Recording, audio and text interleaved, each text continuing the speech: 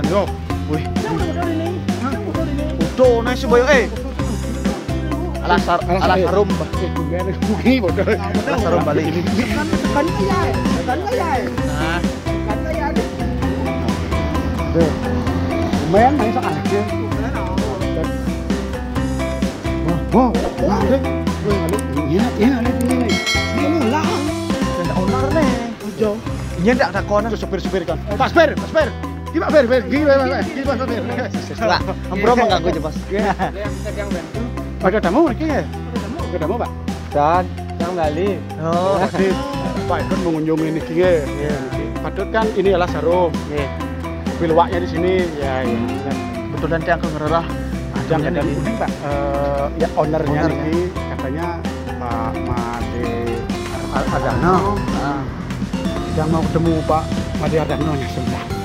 Dan nih kak. Bentan. Yang hijau nih kak. Yang sendiri.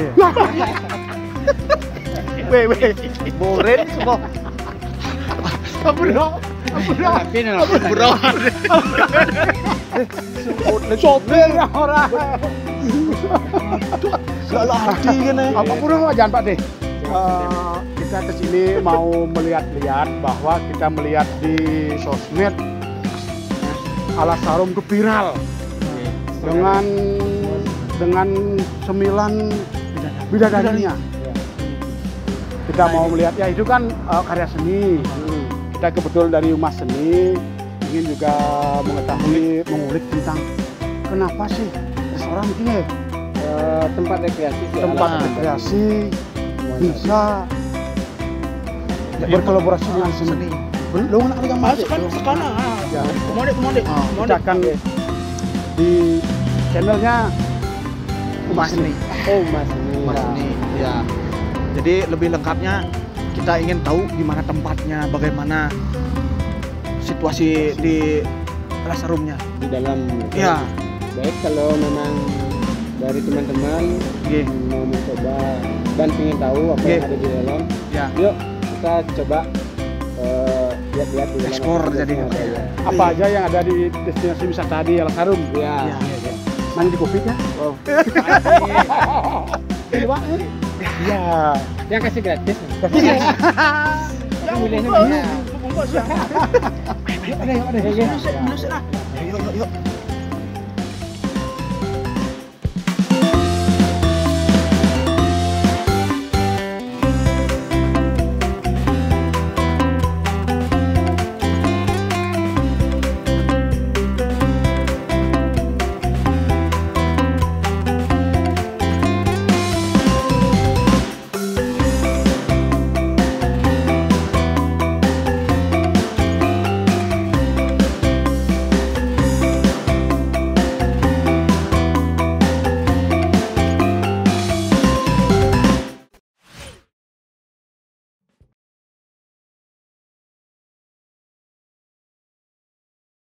Nah, sekarang kita sudah ketemu langsung, kita bisa ngobrol dengan para owner.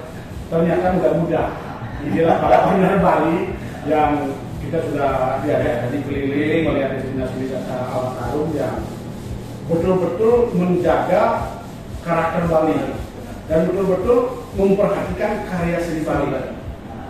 Untuk lebih jauhnya lebih baik kita langsung tanya. Karena ini kan para ownernya. Kebetulan juga ownernya orang Bali ya.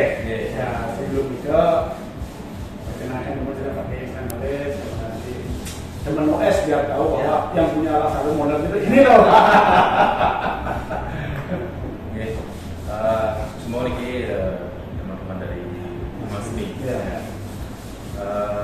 Yang Imade Suwargano nama resmi, tapi panggilannya Imade atau Narasi Presiden selaku pengelola Alas Harum. Yang sendiri Made Ardano di KTP. Kalau nama panggilan di kampung Made Dungo. Dungo. Ya, karena dia suka berjualan. Berarti udah jelas nih. Nama aku Dungo enggak? Tidak pernah dia lama. Nama aku Dungo aja kadang-kadang. Tapi kan kemana-mana untuk mencari inspirasi untuk mengembangkan saya. Nah, begini, Pak D sedang tarik ownernya berdua bahwa kita di sini kan melihat Sarum itu sangat pure dengan seninya, kental dengan seninya. Kenapa sih Pak D berdua ini memilih konsep, apalagi baru kemarin yang viral. Mungkin teman-teman di rumah menonton bahwa ada pawai. Setelah nyepi ada pawai obor di atas pickup.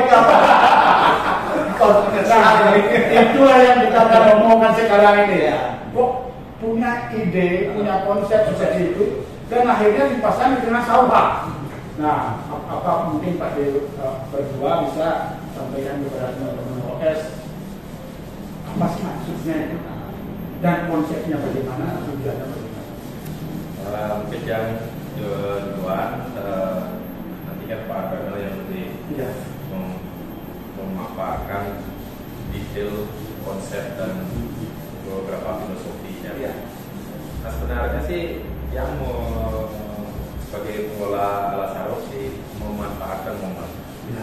Kenapa memanfaatkan momen? Karena yang lihat dari waktu ini kan di Bali itu sangat aturannya semuanya ketat. Dan kita bagaimana melakukan perayaan Nyepi dan lain sebagainya. Nah dari situ dia lihat beberapa seniman yang sangat rindu sekali berkarya, membuat logo-logo dan sebagainya. Dan setelah dia melihat momen bahwa ada beberapa komunitas seniman yang karya-karyanya bisa yang komersilkan, maksudnya jadikan objek, dan dia selalu mengaplikasikan bahan-bahan yang natural, kayak dari alam-alam, kayak dari kayu-kayu bekas, dari bambu juga. Nah, itu dia melihat momen itu bagaimana kalau kita suruh mereka membuat karya yang bisa kita jadikan tambahan objek di Alasarum, untuk melengkapi wisatawan yang berkunjung ke Alasarum itu supaya ada sentuhan baru lah. Jadinya terus kita dekati mereka, kita tawarkan beberapa konsep, terus mereka setuju, ya jadi. Tapi untuk secara detailnya, kenapa harus ini, itu mungkin Pak Argano yang lebih berkomunikasi secara detail sama kita. Pak Argano yang bisa.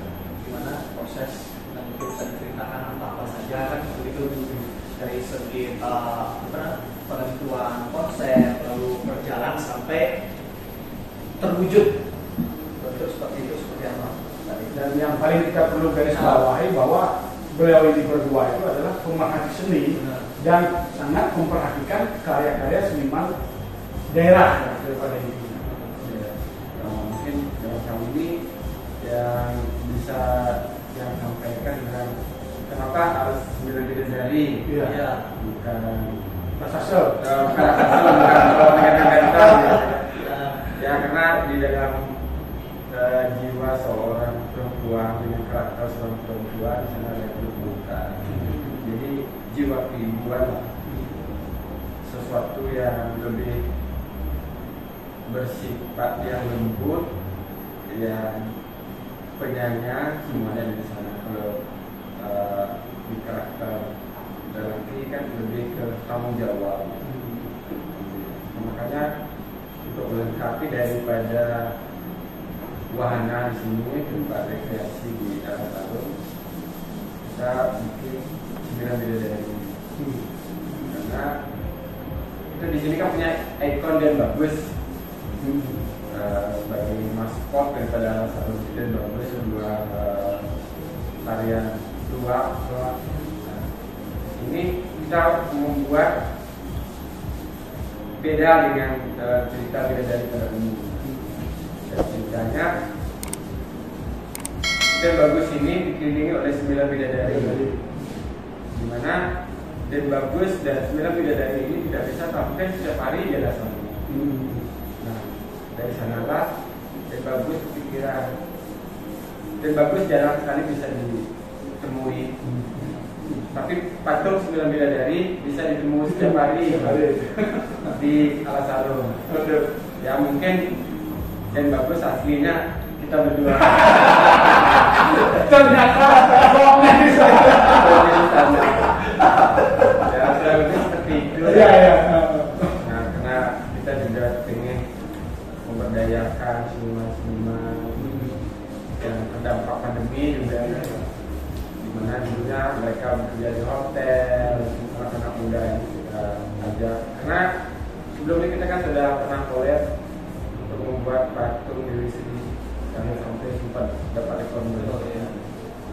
Mudah-mudahan sih dengan kolaborasi ini menginspirasi teman-teman semua, pelaku wisata, pelaku seni untuk berkolaborasi. Kita tampilkan betul-betul art Bali-nya sebagai penunjang pariwisata Bali ke depan. Karena kita di sini karena Alas Harum wisata alam, tempat rekreasi yang ada di alam, dan makanya kita memakai sentuhan-sentuhan yang ramah lingkungan. Makanya di 2021 sampai sekarang kita memakai bahan yang ramah lingkungan full bambu dari depan, dari tempat tangan sampai dekor sedikit di atas, di akses menuju rooftop ke bawah plafonnya juga yang bagus. Dan kita mengangkat itu, dan mungkin nextnya kita mengangkat sesuatu yang beda lagi. Yang jelas, ya, kami di Alas Harum minimal 2 tahun sekali melakukan perubahan, terutama di penunjang seninya, sampai kalau sudah bagus, sudah cantik, dikasih sedikit sentuhan seni. Mudah-mudahan ini orang yang berkunjung ke Alas Harum tidak sekali 2 kali, bahkan berkali-kali bisa, karena kita bisa mendapatkan sesuatu yang baru. Dan ada karya seninya di sana. Pasti kompleks gitu ya. Semua ada, cari ini ada, cari ini ada. Ya, yang menjadi pertanyaan di sini sekarang itu kan kenapa di Alas Harum ini, kalau kita melihat dari kita jalan-jalan tadi, ini kan kita dua view ya, mana. Tetapi di sini di setiap sudut itu ada karya seninya. Di setiap sudut saya lihat ada patungnya, ada seninya. Ini adalah sebuah kolaborasi antara karya seni dengan destinasi wisata. Apa memang konsepnya memang seperti itu? Apa update berdua ini karena kasihan dengan karya seni? Kan ada alasan ya di sana. Tafsiran. Mungkin keduanya masuk ya, karena kita di sini pengen seniman-seniman yang baru-baru ini kan harus diberi posisi, dan seniman yang sudah boleh dikatakan berkarya lebih harus diregenerasi untuk melanjutkan seni. Jadi kita ajak orang-orang yang masih muda-muda, yang memang betul-betul mempunyai kemampuan. Nah, pada umumnya di Bali sih orang yang tidak mempunyai kemampuan pun sudah pasti seni, karena di Bali secara umum memang pulau seni. Iya. Pulau seni, apalagi di Gianyar, saya sebagai putra Gianyar di sini, siapa aja kita tunjuk pasti bisa melakukan seni, tapi ada gede-gede. Tapi mudah-mudahan banyak insan-insan seni juga yang muncul supaya nilai jual Bali lah di mata dunia, apalagi Bali kan sudah menjadi tujuan pariwisata. Yang menjadi ketertarikan kita di sini kan melihat Pak D berdua ini sebenarnya seorang pengusaha. Tetapi di sini mampu mengkolaborasikan dengan karya seni dan sekaligus memperhatikan si senimannya itu. Itu yang kan mudah-mudahan di sini bisa mengedukasi atau memberikan juga contoh kepada para pengusaha-pengusaha lain, juga memperhatikan senimannya. Dia tidak hanya membeli karya seninya, juga memperhatikan si pelakunya, Berikan ruang sekaligus. Nah, salah satunya sekarang kan Pak D melibatkan banyak seniman ya untuk membuat 9 bidadari ini ya. Apakah Pak D mencari orang lokal saja atau ada mengimpor dari luar seniman itu sendiri yang membuat Sembilan Bidadari? Kalau Sembilan Bidadari kita pure lokal.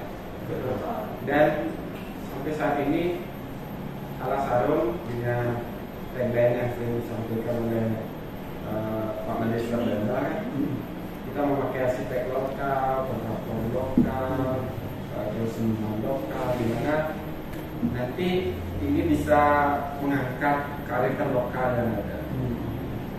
Kita tidak boleh kaku sih, berarti dikenalkan dari budaya. Nanti tidak kita yang menjaga budaya ini, siapa lagi? Ya sebenarnya di awal sih kenapa di Alas Harum ini lalu kita tampilkan sesuatu yang ada sentuhan sendiri. Karena di awal dari kita berdua sih prihatin melihat kayak pelaku-pelaku seni ketika akan membuat sesuatu karya seni atau komentar sebuah karya seni, ini sarana penunjangnya sangat kurang sekali.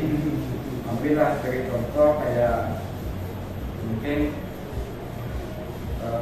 seniman-seniman tari dan pamung kita dulu ekstra personalnya tidak seberapa. Mereka kalau sampai bergadang sampai tengah malam harus istirahat itu dia kurang layak lah sebagai seorang seniman di fasilitas. Bagaimana sih ke depan dengan adanya sinergi dari kita, walaupun kita tidak bisa membantu itu, minimal kita memberikan uang buat yang lain itu berkarya ya, untuk menjadi sebuah inspirasi ke depan. Dan karyanya juga ini orang jadi tahu bahwa ternyata di sini ada seniman sini kan ya. Kan pas ada tempatnya aja juga kita mengangkat nama daripada si kreator ini kan pasti. Karena kayak Agus Heri ini setelah mendapatkan rekor negeri kemarin di Bali namanya langsung dikenal banyak orang. Minimal lah banyak orang yang menawarkan pekerjaan. Misalnya bimbing nanti kan tergantung dari lagi. Berarti kita juga bisa mengangkat masyarakat seniman Bali ya. Pasti ada. Tidak hanya pengusahanya kayak seniman juga terlibat ikutnya. Itu yang jadi penting sebuah sinergi ada seniman dengan usaha. Tapi dia juga sangat berterima kasih dengan Pak Dir berdua ini sudah sampai pikirannya juga untuk memberikan peluang untuk seniman, memperhatikan seniman dikala kita tidak punya panggung, dikala kita dihadapkan dengan situasi sekarang ini. Karena seniman itu kan rohnya keramaian, ya. Karena makanya kita tidak bisa berbuat apa-apa karena tanpa orang ramai, ya, orang tidak bisa membuat pertunjukan. Begitu pula dengan kreator-kreator seniman, pemakung, pelukis, ya. Bisa dalam ya ada cerita ya. Tapi ada yang unik, mungkin seorang yang nantinya ada beberapa orang yang berpikiran untuk merealisasikan tempat wisata dengan adanya objek-objek tadi ada patung dan lain-lain. Itu mungkin kan di belakang itu mungkin mereka punya darah seni dari keluarga. Nah mungkin kok dari Pak Dir berdua ini ada darah seni dari keluarga atau memang dari kecil sudah pernah menekuni salah satu kesenian itu atau memang pure hati seni. Sebenarnya dari kita berdua, Pak Nano ini, Pak Nano saudara ini dulu seorang pelawak. Nah, kenapa kita prihatin terhadap seniman? Karena kita pelawak yang prestasi jauh-jauh sekali. Jauhnya di Surabaya, di Bali gitu ya. Belum mau jangan diperdasi. Ternyata jauhnya jauh sekali. Tapi kan waktu itu kita kan sangat spesial sekali. Karena dari sore kita gak makan, karena kita nggak bisa dibantu sama orang. Akhirnya kita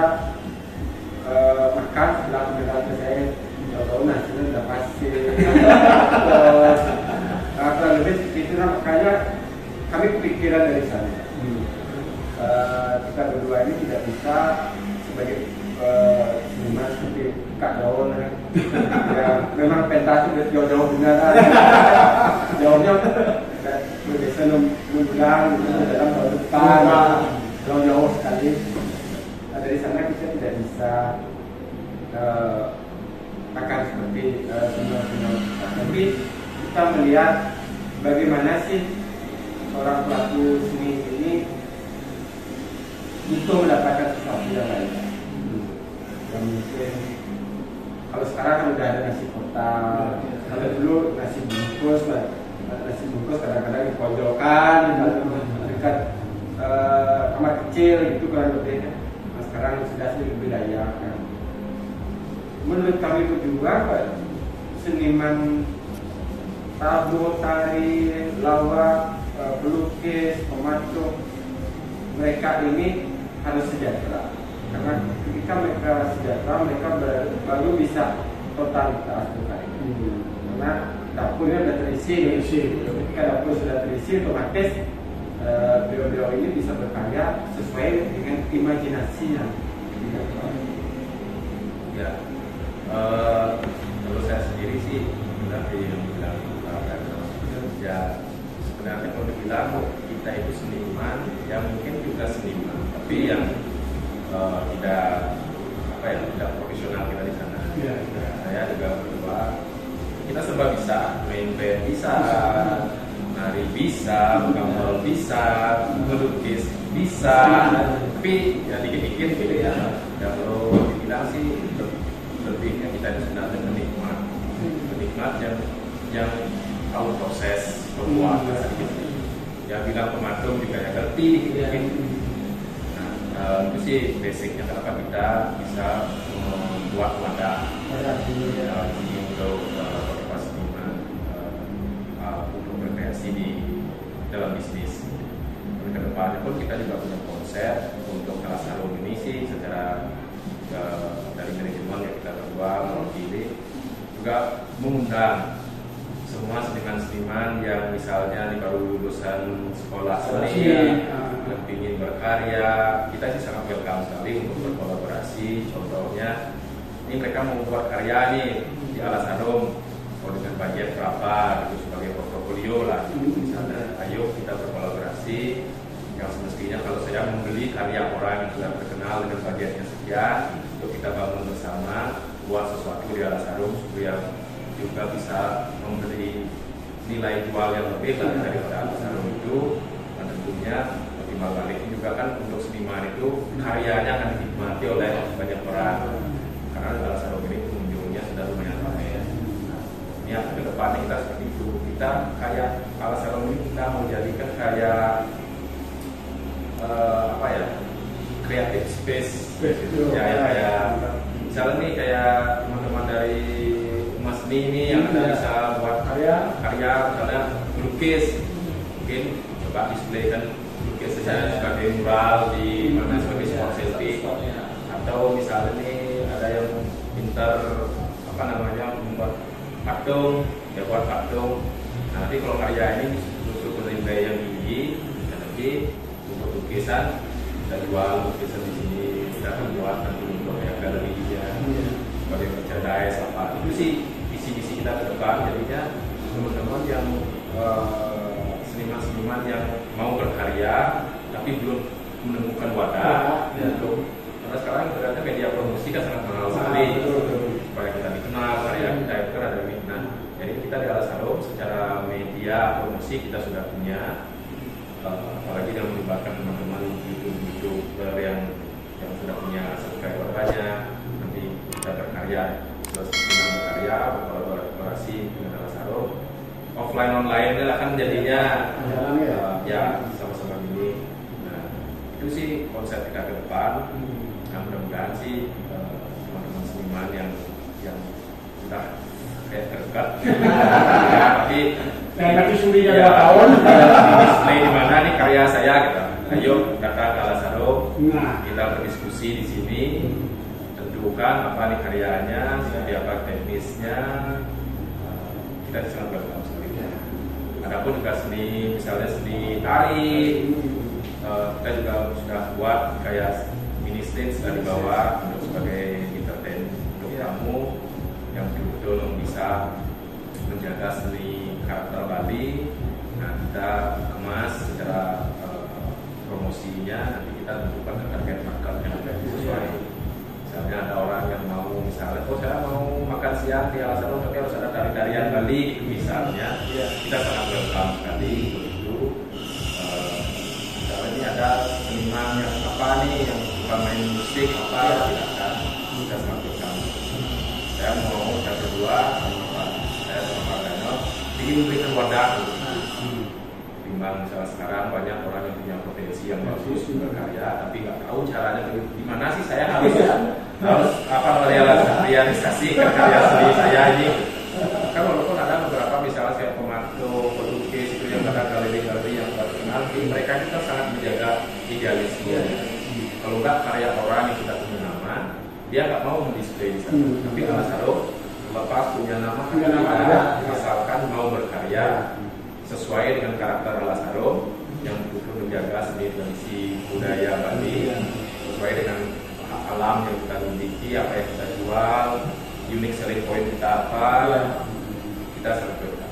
Mudah-mudahan dengan kita mengadakan podcast ini, banyak seniman-seniman yang menonton ini yang akan menambah merasa percaya diri mereka untuk berkarya. Jangan pernah ragu. Catat, pokoknya berkarya. Silakan para seniman. Apakah di sini di Alasarum tidak akan pernah melihat seniman susah, pokoknya berkarya. Kuncinya berkarya. Alasarum siap negosiasi. Kita fasilitasi. Mudah-mudahan misalnya buat karya sesuatu ini apa nih Pak? Terus yang datang ke sini mungkin salah satu orang terkenal yang lihat, oh ini ternyata bagus, siapa senimannya, ternyata sama-sama. Inilah yang kita butuhkan. Dalam arti meskipun Pak D berdua ini tidak juga katakanlah seniman kan gitu kan, tapi seni gitu. Kalau seniman kan orang yang 100% memiliki kualitaskan pada seninya. Sekarang dari berdua ini adalah pengusaha, tetapi tetap memperjuangkan bagaimana sebenarnya nilai seni itu sesungguhnya dengan cara memberikan wadah, memberikan tempat untuk kita bisa mendisplay, untuk kita bisa berkarya. Kan itu yang sekarang itu semua yang kita cari dia. Bagaimana seniman itu ada yang mau mensupport kan? Di balik itu tadi kan bilang bahwa ini juga muncul kan dari pengalaman pribadi, dia adalah sekian. Jadi masih banyak masyarakat itu yang beranggapan bahwa kita di Bali itu nggak bakal bisa hidup dari sini. Padahal ini sesungguhnya kan memang saling berkaitan gitu. Jadi ada usaha juga kalau tanpa ditopang dengan seni budaya kita di Bali kan juga akan nggak ada apa bedanya dengan tempat-tempat lain. Nah ini nilai plusnya. Jadi perlu kita untuk kedepannya ini perlu dijaga. Jadi untuk kedepannya mungkin sudah ada konsep-konsep baru mungkin yang sudah terpikirkan apa yang akan dibuat. Selain ini kan dari mungkin untuk kedepannya dalam waktu depan mungkin apa yang akan direalisasikan.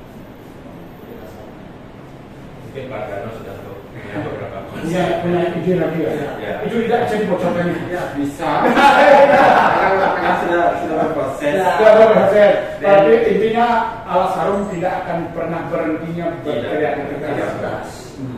Kemarin kita sudah sempat juga sekedar info lah pada media waktu awal itu. Iya. Ini Sembilan Bidadari ini hanya inkuria di awal. Jadi sebuah karya yang kan maaf. Mungkin boleh dikatakan ya spektakuler lah. Spektakuler. Kemarin baru pemanasannya. Kalau pemanasan ini bisa gitu. Mungkin kita baru nih, kita tunggu pokoknya. Yang jelas Alasarum Bali akan membuat karya buat Nusantara buat Indonesia di bulan Agustus. Momennya Kami akan membuat patung sang proklamator Insinyur Soekarno terbesar di dunia dari anyaman bambu. wow, ini bukan spesial, ini terbesar di dunia dari anyaman bambu. Yang di Alas Sarun, Ya. yang pentingnya kan ramah lingkungan. Ramah lingkungan, karena ini akan kami persembahkan sebagai generasi yang memang sekarang mengisi kemerdekaan. Apa sih yang bisa kita isi dengan perjuangan para pahlawan kita? Itu sih yang memang betul-betul akan kita buat sebagai karya yang mudah-mudahan ini bisa sesuai dengan harapan. Kami berdua sudah izin sama Putri beliau, Ibu Sumawati. Mungkin ini akan dari proses awalnya sampai berdirinya dari patung ini akan support oleh beliau secara doa, restu, dan mungkin masukan dengan cara beliau. Ini kita sebagai yang mewadahi dari karya ini sebagai konsep juga terlahir dari kita, nanti akan dikaryakan oleh seniman kita di sini. Oh, yang membuat 9 Ya, dari. Nah, cuman sekarang mungkin volumenya lebih gede. lebih gede, kurang lebih 15 meter tingginya dengan posisi patung hidup. Pekerjaannya di sini apa Di di sini, langsung di sini ya, ya? karena tinggi sekali mungkin karena inspirasi dari kita berdua bikin patung Soekarno kayak yang di perempatan Kediri. Oh, yang dalam Yang duduk tangan. Generasi muda kamu harus jalan. harus bangkit. Harus bangkit. Jangan terbelenggu oleh pandemi. Kalian harus berkarya. Itu sih nilai-nilai. Kan ada jargonnya Pak Presiden dulu kan, berikan saya berapa ini? 10 pemuda. Saya akan Bincang gitu bisa ya. dunia. Di sini berikan saya 9 bidadari. Saya akan membuncah. Ya, lebih seperti itulah. Ini ada khusus proses yang akan kita lakukan. Ide ini sih sudah muncul dari saya berdua sama Pak Nade Fardano udah dari awal pandemi. Saya ingin membuat karya buat Indonesia. Walaupun karya kami ini kita tidak suka orang yang menikmati nanti, yang jelas ini karya yang kami persembahkan buat Nusantara. Dan yang terpenting kembali kita tekankan bahwa ramah lingkungan. Ramah lingkungan. Menggunakan bambu. Ya. Mungkin adakah hambatan-hambatan yang ditemukan pada saat mungkin proses kita penyatuan antara seni dan tempat wisata, mungkin ada hambatan dari senimannya kah atau masyarakat atau seperti apa? Karena dalam perjalanan ini kita selalu minta support dan dukungan, minta restu sama semua stakeholder yang terlibat. Masuk ada sih berjalan lancar. Nah, walaupun ada kendala teknis di lapangan sedikit, mungkin ada dari bahan yang belum tersedia, terus dari ada upacara bukan abadi kan udah biasa nih. Ya upacara di nyepi gitu, kita libur 3 hari. Ya, kurang lebih hambatannya sih yang ringan-ringan seperti itu. Tapi secara umum karena kita dalam berkarya selalu menghargai proses dan kita tetap minta tuntunan dan restu dari yang kuasa, semoga sih berjalan lancar. Dan yang terpenting yang dia perhatikan, ngobrol tadi sama Pak D berdua, dalam situasi apapun Alas Sarun tetap jalan. Itu kenapa kok bisa seperti itu? Misalnya sekarang kan pandemi, hampir saya lihat restoran banyak itu. Situasi terdesak, Alas Sarun masih bisa buka dan tetap juga memperhatikan seniman. Ada alasan, apakah ada alasan tertentu yang Ya, seadanya. seperti itu. Ya, kalau kita lihat sendiri sih, kenapa beberapa perusahaan yang lain juga buka tergantung si visi misinya si pengelola hotelnya sendiri. Karena di sisi lain sih yang pertama pasti karena situasi belum menentu. Nah dari situlah kadang ada yang mungkin pengusaha yang berpikiran bahwa apa kita buka juga lebih kan. Nah itulah di setiap Lazaro kenapa kita bisa buka itu dari memang visi misi kita dari awal bahwa apapun yang terjadi kita di sini harus selalu punya pola pikir dalam kemanusiaan manusia. Ya, terlepas bisnis untung dan rugi kita harus bertanggung jawab. Itu sih yang pertama bahwa supaya orang lain juga Lazaro bisa buka selalu untung. Kadang juga prakteknya kita buka baru rugi. Tapi keuntungan di balik itu apa nih yang kita dapat? Misalnya kayak kita secara brand kita tetap bisa dikenal bahwa Lazaro selalu bisa buka. Yang kedua keuntungan adalah kita melihat staff-staff kita yang bekerja di sini, walaupun kita katakan pensiunan dari segi pembayaran, misalnya yang dulu staff biasa dan staff karya, kayak itu, setidaknya mereka adalah yang dinanti setiap tanggal 1. Itu semua bangga dari kita berdua. Dan kembali lagi, kenapa kita tidak berhenti berkarya? Kita selalu berpikir sekaranglah momennya kita lebih semangat karena ini akan menjadi sebuah titik balik. Contohnya seperti ini, di situasi seperti ini pun kita masih semangat, apalagi di situasi yang sudah pasti kita pasti akan jauh lebih semangat. Dan itu sudah beberapa prinsip yang kita pegang di sini. Terima kasih juga kita terhadap semua wisatawan yang berkunjung ke Bali. Kita selalu disupport juga saudara rakyat, dan mungkin karena mereka melihat Lazaro buka nih, Lazaro buka. Jadi secara hitung-hitungan bisnis juga kita melihat, oke, secara finansial kita memang sangat kewalahan seperti itu. Tapi keuntungan kita adalah saya berkali bilang kayak market share bahasa bisnisnya kita naik ya dari sebelumnya. Contoh misalnya dulunya wisatawan ke Bali itu jumlahnya 10.000 per hari, sekarang berkurang 5.000, misalnya kan 10%. Kalau sekarang wisatawan yang datang ke Bali itu 1.000 orang, tapi yang berkunjung kita 500, jadi kan 50%. Nah ini sih keuntungan yang kita nilai juga. Di samping juga kita berpikir bahwa apapun yang terjadi, mereka yang kita ajak berjuang dari dulu ini kita harus bertanggung jawab dan hidupkan mereka.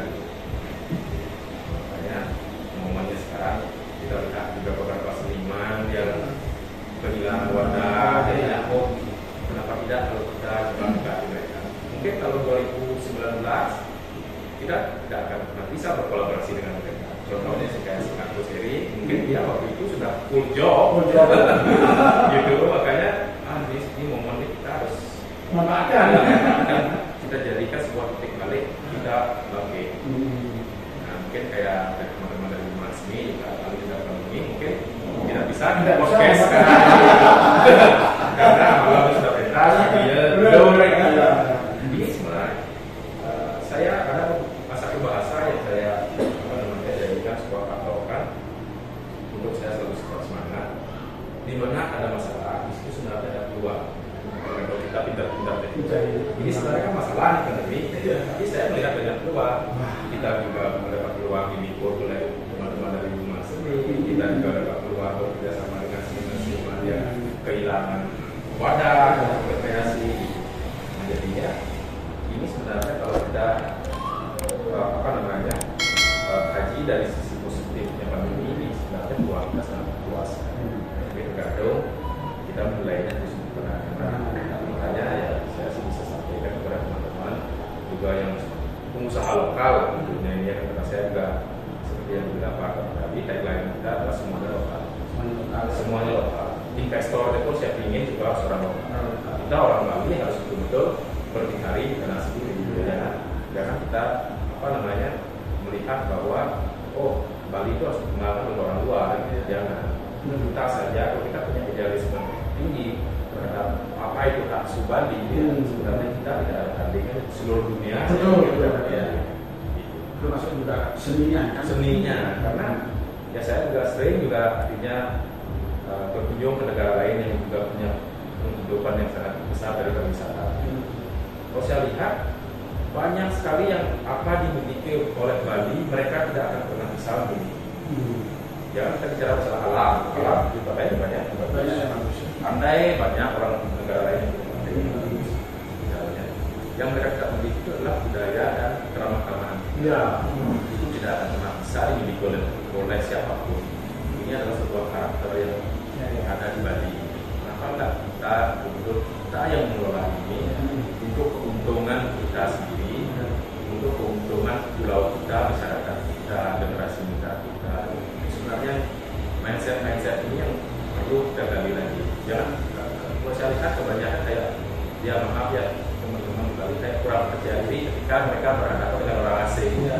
Padahal menurut saya kita jauh lebih dari mereka. Kita bisa berkarya, kita lahir di sini, kita besar di sini, berkembang pun kita wajib di sini. Ruang itu sangat luas sekali. Makanya dari sini mudah-mudahan semua teman-teman yang bisa terlibat bisnis ini yang tentunya bisa menunjang pariwisata mau berkolaborasi dengan kita. Dan yang penting kan kita juga pelaku seni sangat berterima kasih dengan Alas Harum ini sudah bisa memberikan sebuah wadah untuk kita selalu berkreativitas dengan situasi apapun kita bisa berkreativitas. Seperti contohnya diberikan space di sini kan, yaitu penghargaan yang sangat luar biasa bagi kita para seniman.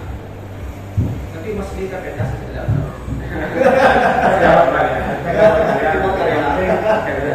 Apakah sudah jadinya nanti dengan model saya yang tidak mendengarkan kultur Bali.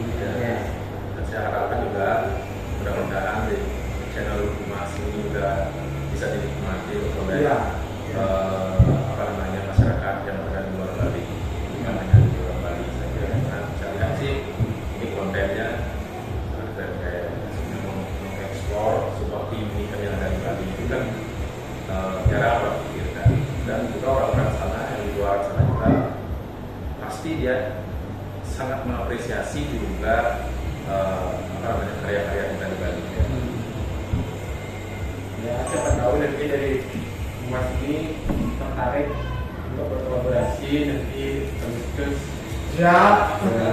Pokoknya kita siap mengundang Agustus, kita siap. Dia ada undang. Pasti kita undang. Ya kita pokoknya artinya begini Pak De, apa yang dikatakan tadi kita harus selalu berkolaborasi. Ya. Kita dari tim Mas ini hanya bisa ikut mensupport, mungkin hanya meng-share lah, meng-share dengan adanya Alas Harum ini yang notabene dalam arti bisa menampung kreator-kreator seni. Dan itu sangat bagi kita di sini. Kita kan hanya bisa melihat dari luar bahwa Alas Harum itu hanya pandangan orang tuh wisata yang bisa mengelola keuntungan saja kan gitu kan. Ternyata kalau kita sudah masuk ke Alas Harum ini ternyata banyak sekali memberikan space atau link-link lain daripada bisnis kan itu. Jadi contohnya kita para seniman sudah di berdua ini memikirkan. Ya. Karena di pandemi ini kita belajar banyak hal. Saya juga sering dengar dari beberapa orang-orang ahli yang menganalisa apa yang ini akan terjadi ke depannya, dampak seperti apa dan apa yang harus kita lakukan.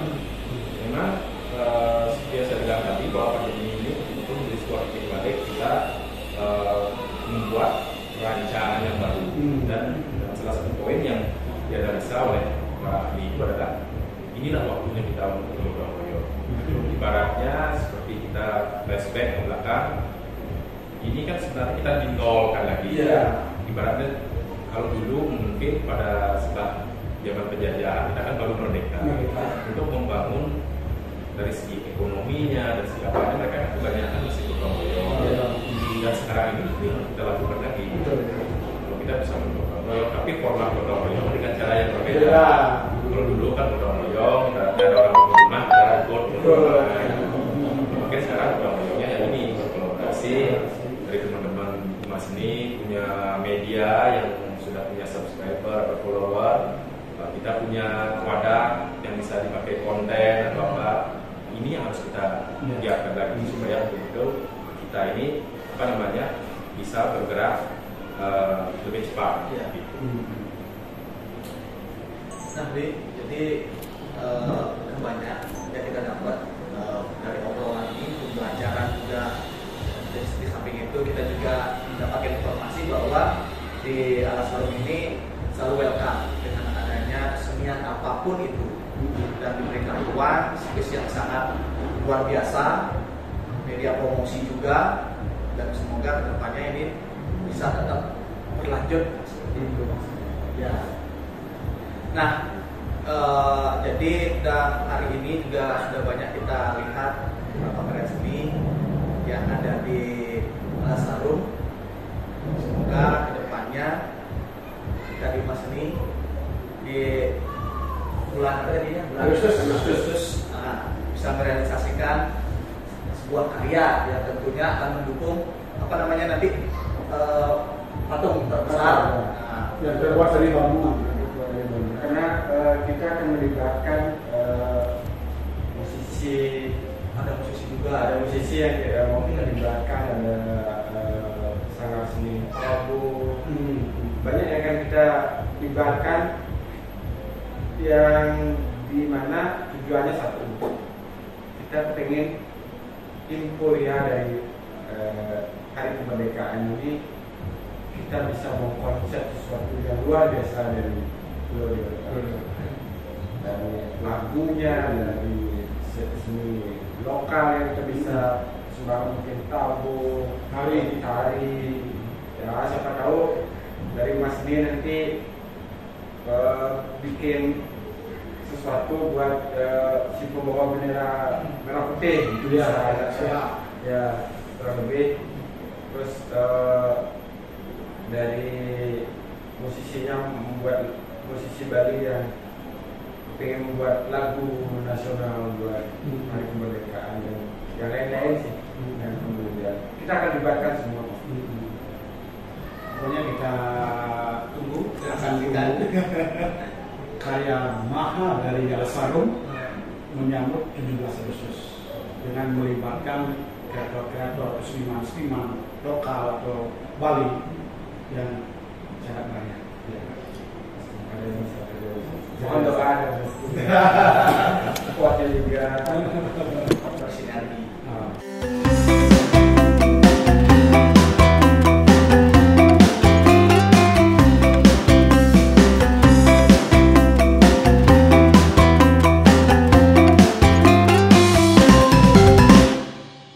Jelaskan sedikit bagaimana sih proses awal. Nah, pembuatan ya.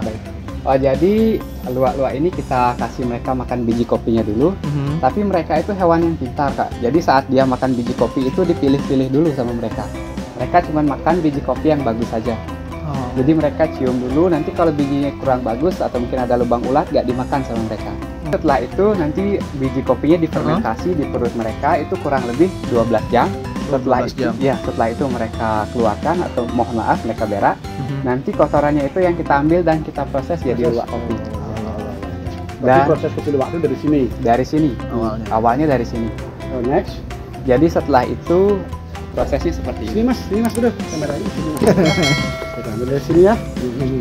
Oke, jadi ini biji yang pertama, Kak. Ini biji kopi yang masih ada kotoran luwaknya. Oh, ini yang masih ada kotorannya. Iya. Jadi nanti ini harus kita jemur dulu, itu kurang lebih 1 mingguan. Jadi setelah 1 minggu biji kopinya harus kita rendam dulu pakai air panas. Nanti sampai jadi seperti ini, dan nanti setelah ini masih harus dikupas lagi. Oh, dikupas lagi itu? Ya. Jadi sebenarnya kotoran luwaknya itu masih ada 2 lapis kulitnya dia. Jadi setelah ini masih ada kulit arinya juga. Itu dikupas lagi? Dikupas lagi. Dan setelah ini baru kita dapat biji kopinya. yang asli. Ya, jadi saat kita proses sudah benar-benar bersih dia, tidak terkontaminasi lagi dengan kotoran. Ini yang jadi, ini sudah bersih. Ini yang sudah bersih. Sudah bersih. Jadi nanti ini masih harus kita jemur lagi, dan lagi. kemudian baru kita sangrai di sebelah. Nanti kita selanjutnya habis itu kita sangrai. Ya, kita akan proses sangrai ini seperti itu. Proses selanjutnya adalah proses sangrai.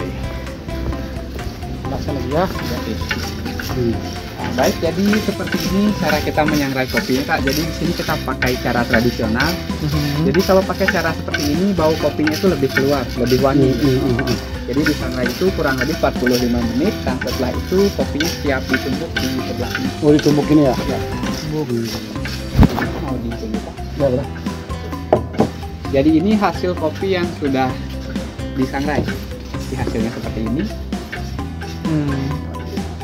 Oke, dan setelah ini kopinya kita tumbuk di sebelah sini. Oke. Jadi kita tumbuk seperti ini sampai dia halus. Itu kurang lebih 15 menit. 15 menit ditumbuk ya. 15 menit. Jadi setelah 15 menit kopinya kita saring lagi. Oke. Jadi kita saringnya juga masih manual.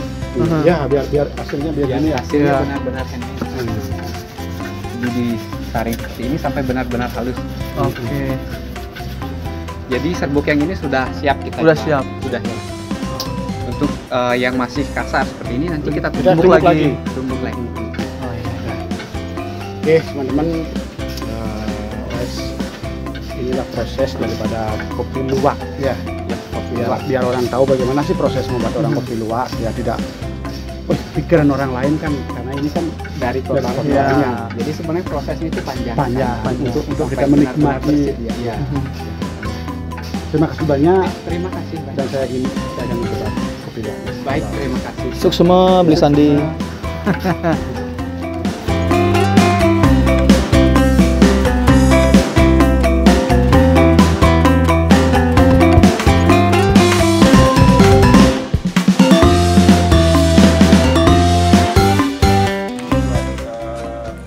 Macam kopi dan teh yang kita jual di sini. Nah, ada berapa macam kopi di sana? Ada berapa, Dek? Oh, 5 kopi 9 teh. Sama satu Yang spesial. Ya. Ini kan tetap satu manajemen, ini kan Satu. Ya. Cuma kita ada beberapa pos. Ya, kita lihat swingnya. Oke, Ya, ayo. akan berswing-swing ria. Ya.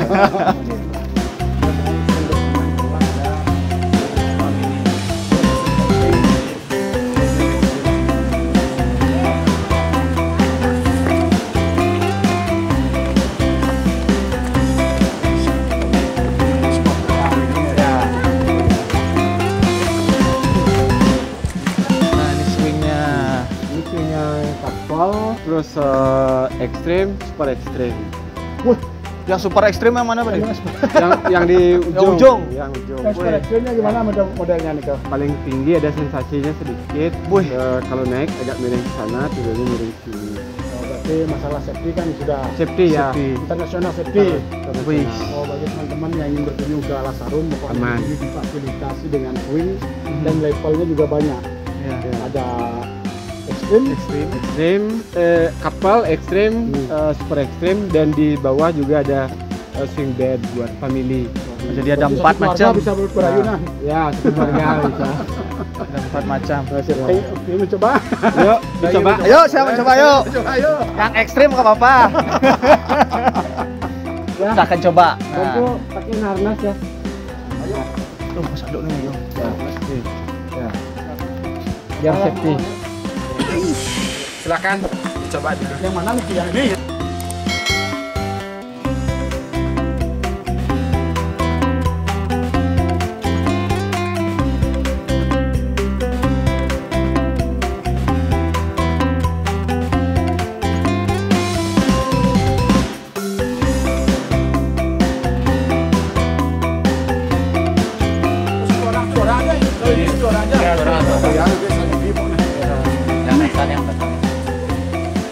Teman-teman, sini teman-teman. Pokoknya sekarang kita mau mencoba super ekstrim. Pada. Pekat basana. Jadi aduk. Saya ijanan ya. Nama pun Sandi. Foto langsung upload nanti.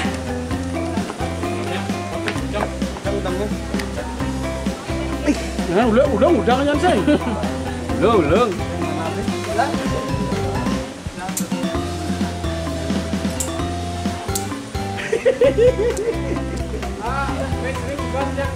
Terus, lihat jangan tunggu di sini sama deh.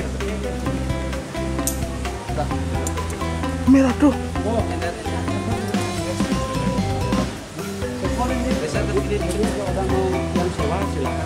Ya, siap. Dengarnya bro.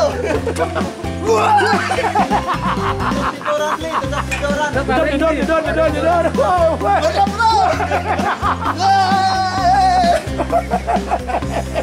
Aduh, ngeri nih. Aduh.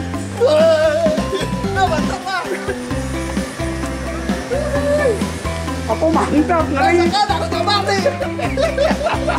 Pegat pasano. Kalau pasangan bisa buka tangan ini bisa. Kalau Lepas tangan. Tidur. Tengok ke belakang ini biar bagus fotonya. Tengok ke belakang. Bukan madam. Rekamnya. Apa yang saya pakai ya? Kacau. Kacau ada. How do you feel? Pokoknya rasanya itu kalau kalian yang nggak punya nyali mending Jangan. usah ya. Nah, tapi kalau ada nyali tetap sekali bos. Pekat angkian. Aduh.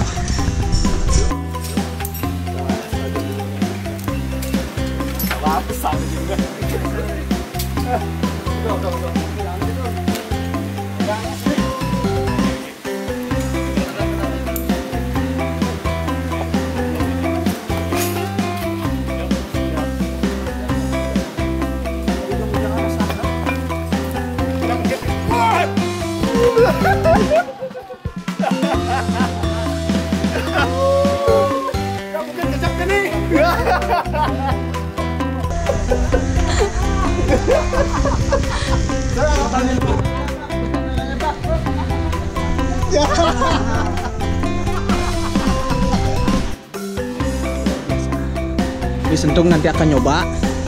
Saya tadi sudah nyoba, ini turun dikit naik. Jenengmu tidak kelihatan. Nah, itu di belakang sudah ada si cubol. Nah, itu ada si cubol naik.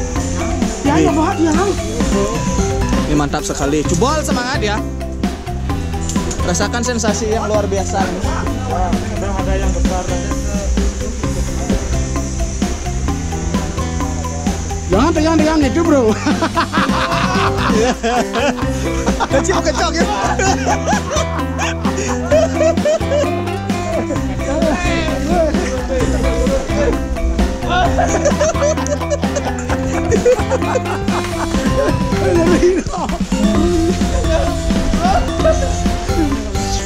Nah,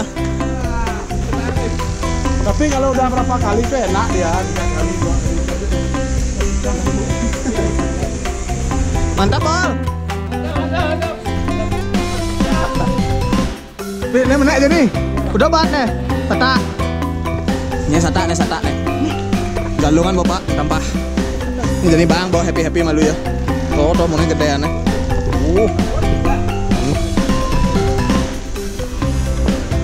Belakang kia anak kiri jadi. Lu acap dari dulu. Nah. Ih, selamat kan ya. Tuh gedean aja nih. Nih jadi bagi teman-teman yang tidak pernah lihat celeng melayang ini dah. Celeng melayang jadi nih.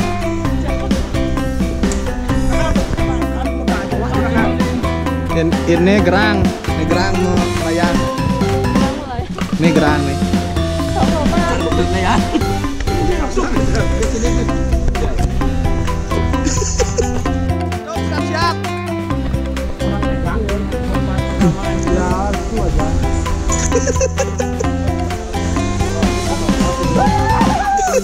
aja.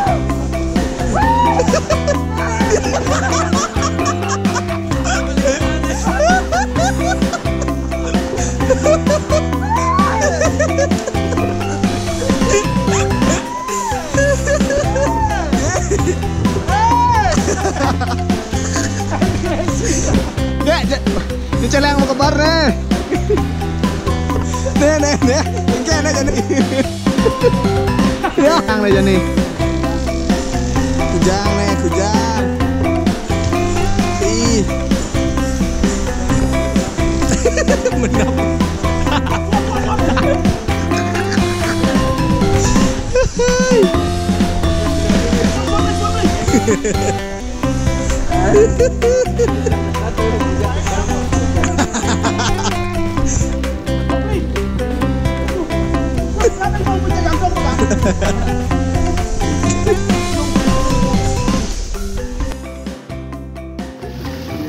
Teman-teman, sekarang kita menuju spot berikutnya. Ini spot berikutnya apa Pak De? Lintasan trekking. Nah, ada spot selfie dan lintasan trekking ini nanti sekarang. Dan puncaknya nanti kita akan melihat 9 bidadarinya, karya pemanasannya. Nah, kita berhenti sebentar dulu di sini Pak De. Di spot fotonya ya. Rencana yang maha projectnya.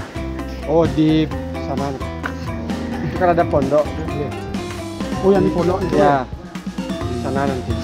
Nanti yang ada aksesnya di sini, di bawah Dewi Kwantin itu ada terowongan, jadi orang masuk ke sana lewat terowongan baru bisa akses Patung Soekarno.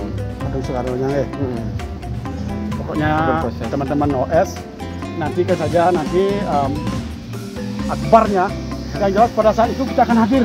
Ya, kita akan ngeliput juga nanti. Wajib kita akan ngeliput. Tunggu juga di channelnya Om Mas ini. Oke, kita akan lanjutkan. Yuk.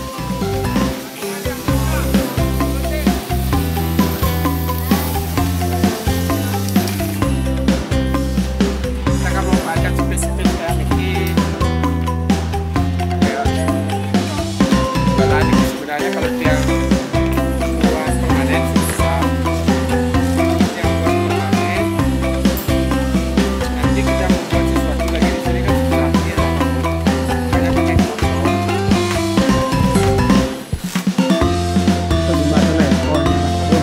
Oh, ini salah satu ikonnya dari Alasarum, ada jembatan. Jembatan apa? Apa sana nih Pak De? Jembatan Cinta Bergoyang. Jembatan Cinta Bergoyang. Ini jembatan Cinta Bergoyang. Masih cuy.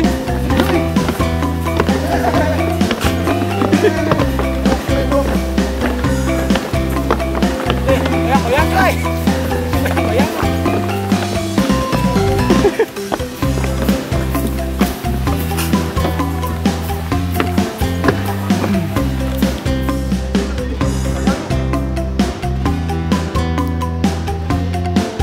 Jembatan Cinta Bergoyang. Ini salah satu ikon dari kanunya Alasarum. Nah.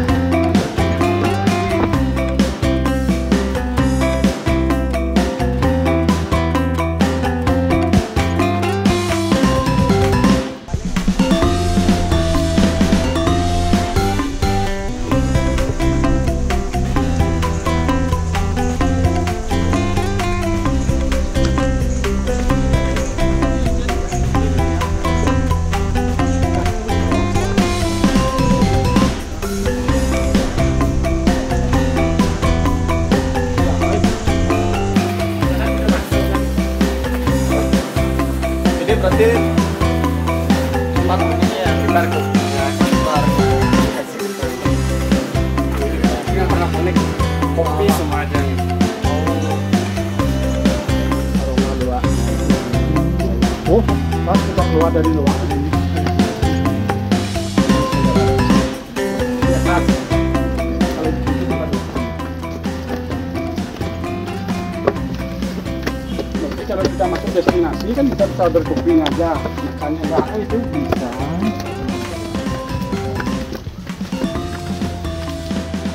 Nah, ini. Wah. Itu semua Pak De. Ya. Hari ini kita sudah mendapatkan tentang bagaimana proses mencapai seni, kesuksesan. Ya. Banyak sekali kita dapatkan dari Pak De.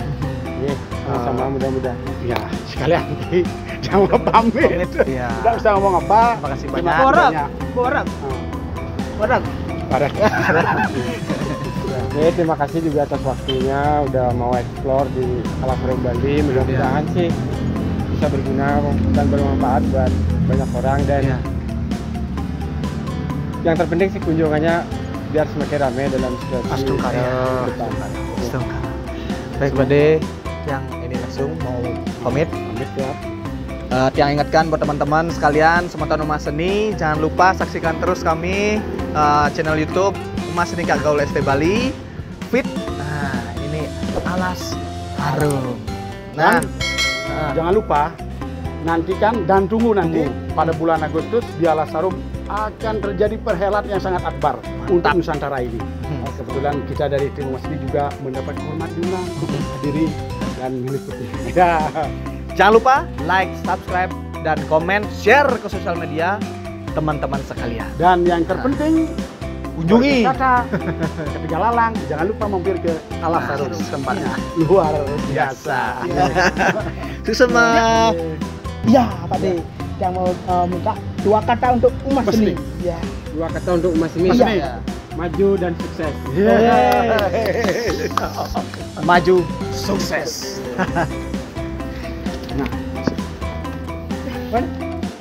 Terima kasih, Pak Dea, sukses semua banyak. Wani Malih. Ya. Ayo. Iya.